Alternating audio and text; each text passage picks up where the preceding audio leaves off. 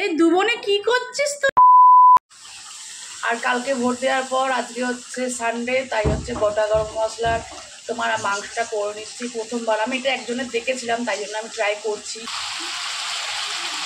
দেখতে পাচ্ছ দুবনে কি করছিস তোরা? এ বাবা, এটা কি হচ্ছে?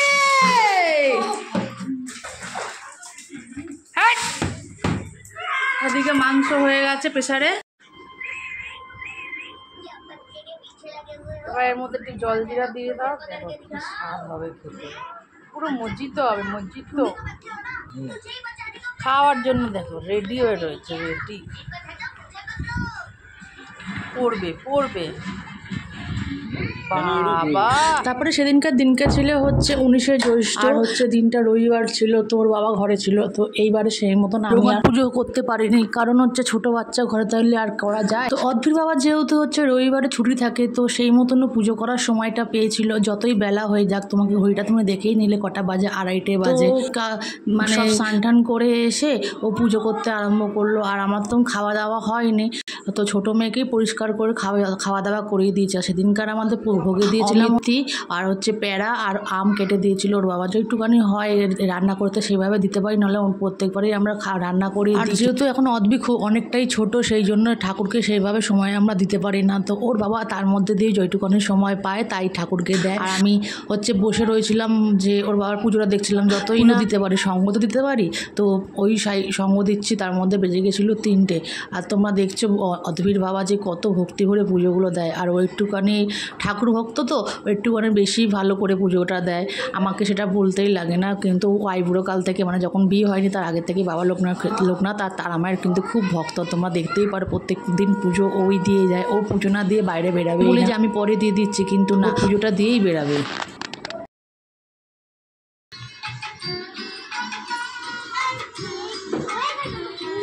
খিদে পেয়ে গেছে, দাঁড়া খাবি, খেতে দিই। আর চলো খেতে বসে যাচ্ছি রোববারের দুপুরবেলাটায়। তো এদিকে দুপুরবেলা খাওয়া দাওয়া পর্ব চলছিল, অদ্ভুত খাওয়া দাওয়া আগেই হয়ে গেছে, তোমাদেরকে বললাম। তো ওদিকে খাওয়া দাওয়া হতেই না হতেই তো আবার আঁকা স্কুলের সময় হয়ে গেছে। অদ্ভুত দিদি চলে গেছিলো আঁকার স্কুলে, আর অদ্ভুত আমাদের জন্য নিয়ে আসছিল আইস। এনে দেখো কত পাকা পাকা কথা বলছে আমার জন্য।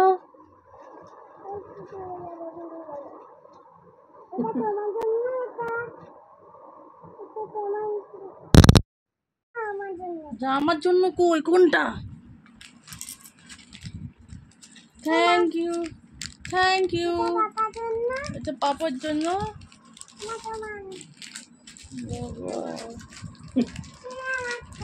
না না, ছিঁড়ে দেবে না, না না,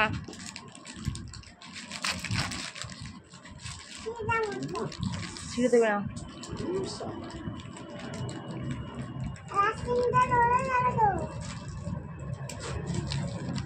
বলে গেল তো, এই যে আমার আইসক্রিম।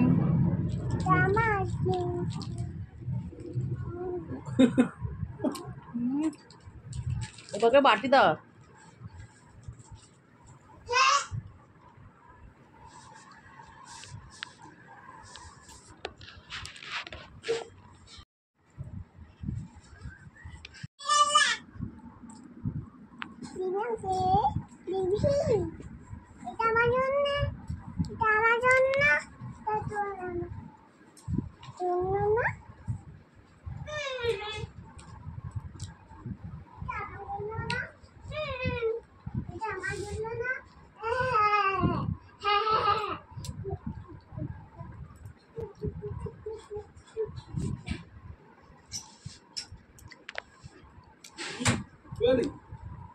বাবা আর থালা বাটি বেলে না তুমি?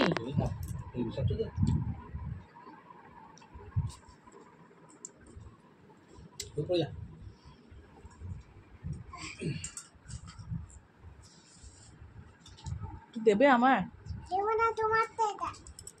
দেবে আমায়, দাও না, এরকম করো কেন?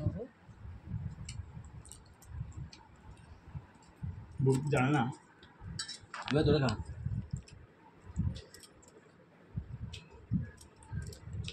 জানলে আমার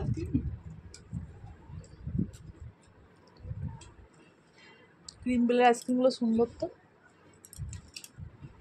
কি কি আমুলের ক্রিম বেল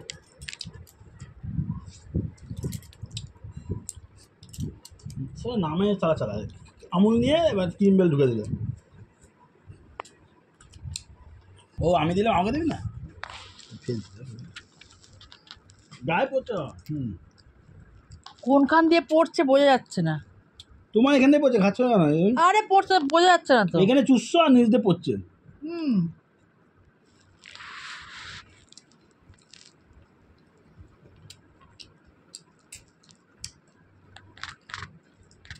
পড়ছে এটা।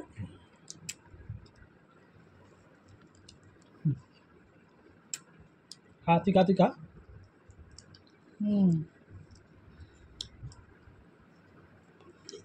এই দেখ জিনিসটা কেমন কে জানে।